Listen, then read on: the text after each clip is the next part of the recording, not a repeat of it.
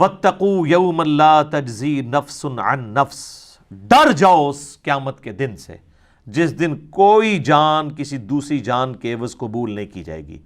یہاں وہ مشرکین عرب کے جو سردار تھے وہ کہتے تھے کہ ہمارے پیچھے چلو، کل کو پکڑ بھی ہوئی تو ہم اپنا آپ پیش کر دیں گے، تمہیں چھڑوا لیں گے۔ اللہ نے کہا کسی جان کے بدلے کوئی نہیں۔ اچھا دنیا میں عشق مشوقی میں ہوتا ہے کہ میں تیرے لیے جان دے دوں گا، اللہ کہہ رہا ہے کوئی قیامت دن کوئی عشق مشوقی کوئی اس طرح کی شو بھی کرنے کی کوشش کرے گا نا، ویسے تو کسی کی ضرورت نہیں کہ کام کر جائے، ٹھیک ہے، ایسے ہی عشق سارا نکل جائے گا، ایک صرف گرم سلاخ کسی نو پھیرو تو لگ پتہ جاتا ہے، ٹھیک ہے نا۔ تو کوئی جان سے دوسری جان بدلے کے طور پہ قبول نہیں کی جائے گی، یونیورسل ٹروتھ دیکھ لیں، نمبر 1 یہ چیز۔ نمبر 2 ولا يقبل منها عدل، اور نہ کسی سے کوئی مالی تاوان کوئی رشوت کے طور پہ چیز لی جائے گی کہ چلو جی پیسے لے کے چھوڑ دو۔ ولا تنفعها شفاعة ولا هم ينصرون، نہ ہی کسی کی سفارش کام آئے گی اور نہ ہی ان کی مدد کی جائے گی۔ دنیا میں بھی یہی ہوتا ہے نا، جان کے بدلے جان۔ یہ بہت کم کیسز میں ہمارے قبائلی علاقوں میں ہوتا ہے کہ جب کوئی لڑائی ہوتی ہے یا کوئی کسی نے کسی کی بچی کے ساتھ نکاح کر لیا، وہ کہتا ہے جی آپ اس کی بچی لے جائیں، ایک جان کے بدلے دوسری جان۔ وہاں بھی قبائلی سسٹم میں ہوتا تھا، ایک بندہ ادھر سے قتل ہوتا تھا وہ ادھر سے ایک کر دیتے تھے، حالانکہ وہ قاتل ضروری نہیں کہ وہ اسی قاتل کو قتل کریں، کوئی ایک بندے کو قتل کر دیا۔ یہ بھی نہیں ہوگا، نہ مال لیا جائے گا۔ دنیا میں آپ رشوت دے کے چھڑوا سکتے ہیں کسی کو جرم سے، یا جج کو رشوت لگا سکتے ہیں، لیکن آخرت میں نہیں، آخرت کا جج تو اللہ ہے، اور نہ ہی کسی کی سفارش قبول کی جائے گی۔ تو مجھے بتائیں یہ آیت نمبر 123 سورۃ البقرہ کی پڑھنے کے بعد کوئی شخص کسی پیر کا یہ دعویٰ قبول کر لے گا کہ میں اس وقت تک جنت میں نہیں جاؤں گا جب تک کہ تمہیں بھی ساتھ نہ لے جاؤں؟ تو صرف وہ صحیح کرتے ہیں، آپ کو قرآن نہیں پڑھنے دیتے، ٹھیک ہے۔ صحیح مسلم میں حدیث ہے، نبی صلی اللہ علیہ وآلہ وسلم نے فرمایا قیامت والے دن جس کے عمل نے اسے پیچھے کر دیا اس کا نسب اسے آگے نہیں لے کے جا سکے گا۔ سر یہ ذہن میں رکھیں، جو لوگ کہتے ہیں نا ہم سید ہیں، شاہ جی صحیح مسلم مولانا شریف نہیں، قیامت والے دن جس کے عمل نے اسے پیچھے کر دیا اس کا نسب اسے آگے نہیں لے کے جا سکے گا۔ اب آپ کو وہ حدیث سمجھ آئے گی جو بخاری مسلم دونوں میں ہے، اے میری بیٹی فاطمہ میرے مال سے جو تو نے لینا ہے مجھ سے لے لے، اگر اللہ کے حضور پکڑی گئی تو میں تیرے کچھ کام نہیں آؤں گا۔ اچھا یہ صرف فاطمہ کے لیے نہیں ہے، پھر نبی علیہ السلام نے کہا اے نبی کی پھوپھی تو بھی سن لے، اے نبی کے چچا تو بھی سن لے، اے نبی کے خاندان والوں تم بھی سن لو۔ حضور نے ایک ایک کو مخاطب کیا ہے، کیونکہ قرآن میں آیت نازل ہوئی تھی نا کہ اپنے قریبی رشتہ داروں کو ڈر سنائیے، تو اس ڈر میں آپ نے اپنی پھوپھی کو مخاطب کیا، اپنے چچا کو مخاطب کیا، اپنی بیٹی کو مخاطب کیا۔ تو وہ یہی چیز ہے۔ اچھا یہ جو آج ہمارے انڈیا پاکستان بنگلہ دیش کے مسلمانوں کو یہ شفاعت کا کنسیپٹ ہے، تو یہ یار مطلب صحابہ اور اہل بیت کو کیوں نہیں سمجھ آئی کہ یہ شفاعت جو کچھ بھی ہے تیرے محبوب کی امت سے ہے؟ کوئی ضعیف روایت بھی ہے کہ جو کچھ بھی ہے تیرے محبوب کی امت سے ہے؟ کسی سے عقیدہ قول، کسی تابعی کا قول اس طرح تو ہے ہی نہیں ہے۔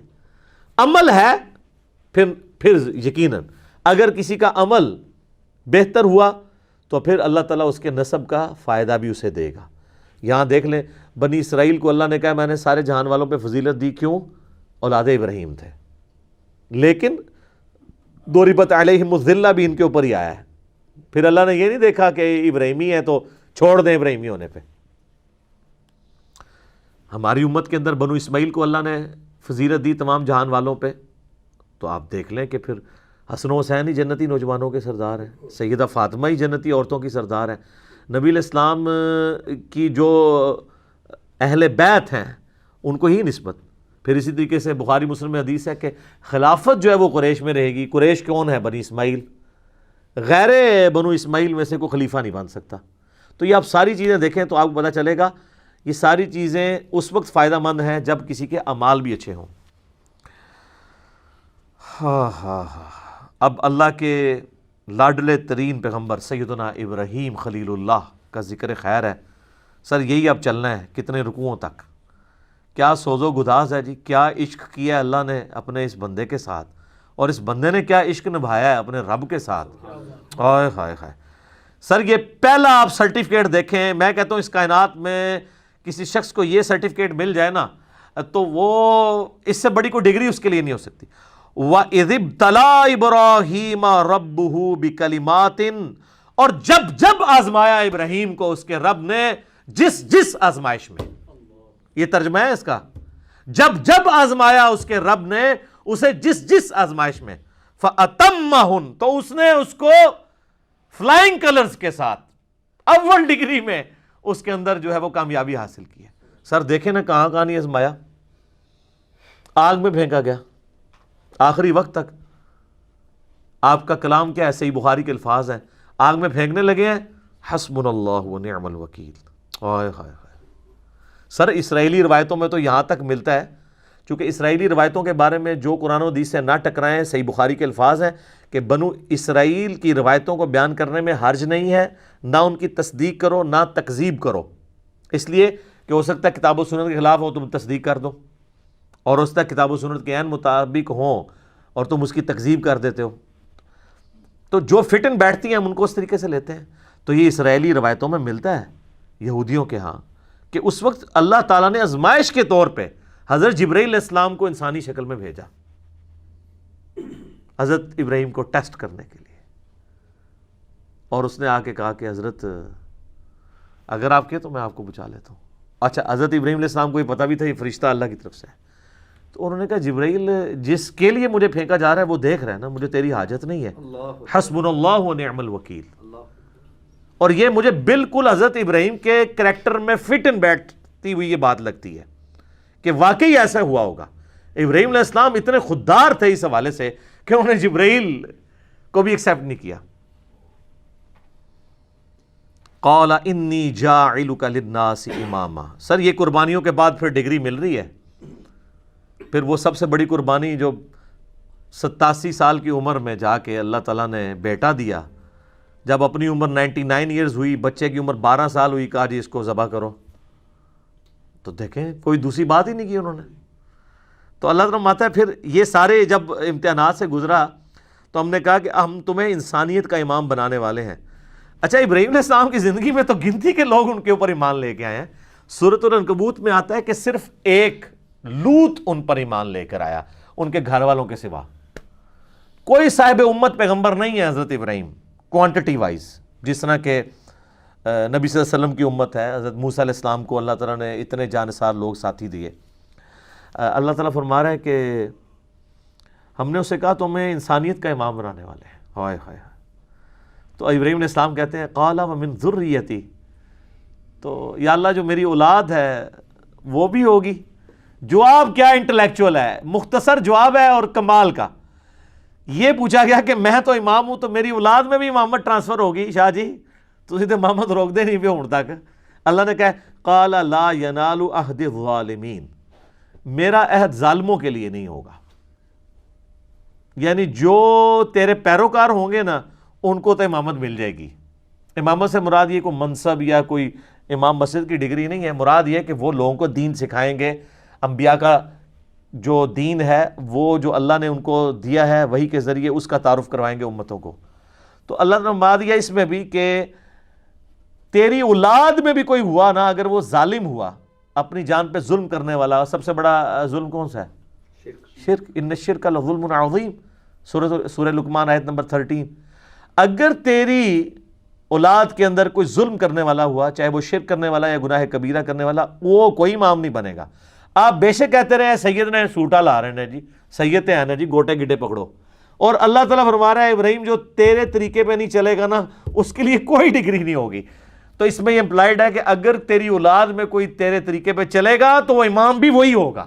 تو امام حسین ہے نا امام، سر امام حسن ہے نا امام، وہ ڈیزرو کرتے ہیں. ابراہیمی اولاد ہے، انہوں نے پرفارم بھی کی ہے.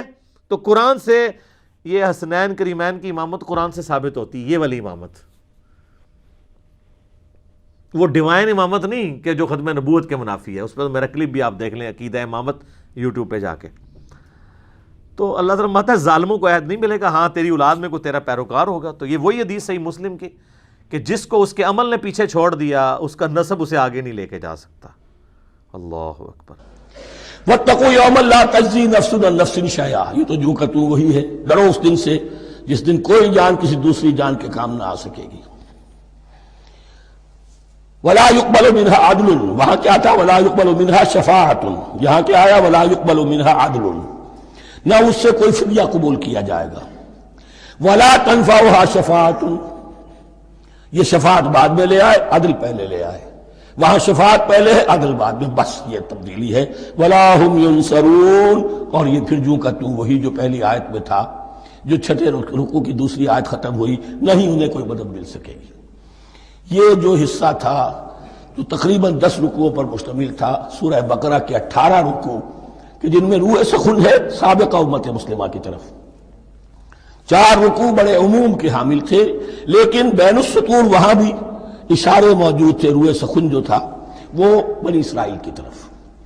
10 رکوعوں میں صراحت کے ساتھ ساری گفتگو انہی سے ہے، الا یہ کہ ایک جگہ مسلمانوں سے خطاب کر لیا، کچھ آخر میں اہل مکہ کا تذکرہ بھی ہو گیا.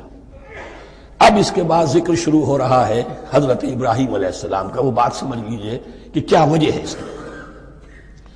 دیکھیے حضرت ابراہیم کی نسل کی یہ 2 شاخیں چلی، ویسے تو 3 ہیں. عام طور پر لوگوں کے علم میں ہے کہ 2 بیویاں تھیں. حضرت ہاجرہ سے حضرت اسماعیل پیدا ہوئے، بڑے تھے. حضرت سارہ سے حضرت اسحاق، ان کے بیٹے یعقوب، یعقوب کے 12 بیٹے بنی اسرائیل. حضرت اسماعیل کو حضرت ابراہیم نے آباد کیا خانہ کعبہ کے پاس لا کر، بواد غیر ذی زرع، تو وہاں یہ جو ہے ایک نسل چلی. لیکن نبوت جو ہے حضرت ابراہیم کے بعد حضرت اسماعیل کو تو ملی، اس کے بعد مسلسل یوں سمجھیے کہ تقریباً 3000 کا فصل ہے سالوں کا کہ کوئی نبوت اس شاخ میں نہیں آئی. نبوت کا سلسلہ چلا دوسری شاخ میں، حضرت یعقوب، حضرت اسحاق، حضرت یعقوب، حضرت یوسف، چلتے جائیے. اور پھر حضرت موسیٰ اور عیسیٰ سے شروع ہو کر حضرت موسیٰ اور ہارون سے شروع ہو کر حضرت عیسیٰ اور یحییٰ تک 1400 برس مسلسل. اگرچہ تیسری شاخ بھی تھی، بنو قطورہ کہلاتے، تیسری اہلیہ آپ کی تھی قطورہ. بنی قطورہ میں سے ان کی اولاد بڑی کثیر تھی. ان میں سے ایک مدین تھے، مدین یا مدیان، ان میں حضرت شعیب کی بعثت ہوئی تھی. حضرت شعیب بھی حضرت ابراہیم کی نسل میں سے ہیں، لیکن بنی مدیان میں سے. بہرحال اب چونکہ حضور کی بعثت ہوئی بنی اسماعیل میں، ادھر بنی اسرائیل ہیں، ان سے یہ خطاب ہو رہا ہے سابقہ امت مسلمہ. اور اب یہ امامت الناس منتقل ہونے والی ہے بنی اسرائیل سے بنی اسماعیل کو. تو اب اگر اس انتقال کے وقت نقل، اگر وہ جو کامن فیکٹر ہے اس کا تذکرہ کیا جائے تو بات آسان ہو جائے گی. ابراہیم ہی تو جد امجد ہے نا تمہارے، تم یعقوب کی اولاد ہو ٹھیک ہے، لیکن یعقوب کس کے بیٹے تھے؟ اسحاق کے. اسحاق کس کے بیٹے تھے؟ ابراہیم کے. تو یہ دوسری نسل میں تو ابراہیم ہی کی ہے. اس حوالے سے ان کے لیے سہل بنایا جا رہا ہے کہ بات کو سمجھو. یہ صرف یہ ہے کہ 2 پیڑھی اوپر جا کر مل گئے اور اللہ خیر سنا. اور حضرت ابراہیم نے خانہ کعبہ کی تعمیر کی اور اسے اب مرکز بنانا ہے اہل توحید کا. لہذا یہ ساری گفتگو اب شروع ہو رہی ہے. 4 رکوع اب وہ ہیں 15 سے شروع ہو کر 18 تک، جن کا اصل مضمون ہے تحویل قبلہ. وَإِذِ ابْتَلَىٰ إِبْرَاهِيمَ رَبُّهُ بِكَلِمَاتٍ فَأَتَمَّهُنَّ، اور ذرا یاد کرو جب ابراہیم کو آزمایا اس کے رب نے بہت سی باتوں میں. میرا ایک کتاب چاہے حضرت ابراہیم کی شخصیت پر، حج اور عید الاضحیٰ اور ان کی اصل روح، اور اس میں ایک تحریر ہے ایک تقریر ہے. جو تحریر ہے وہ مجھے بہت پسند ہے کہ کیسے کیسے امتحان آئے ہیں حضرت ابراہیم علیہ السلام پر. فَأَتَمَّهُنَّ، اب یہ ایک جملے میں ایک پوری داستان ہے. اس نے ان سب کو پورا کیا، سب میں پاس ہو گیا، ہر امتحان سے کامیابی کے ساتھ with flying colors ہر امتحان سے نکلے. قال انی جاعلک للناس اماما، تب ہم نے کہا اے ابراہیم اب میں تمہیں نوع انسانی کا امام بنانے والا ہوں. قال ومن ذریتی، انہوں نے کہا اور میری نسل کے بارے میں بھی یہ وعدہ ہے کہ نہیں؟ قال لا ینال عہد الظالمین، فرمایا میرا یہ عہد ظالموں سے متعلق نہیں ہوگا.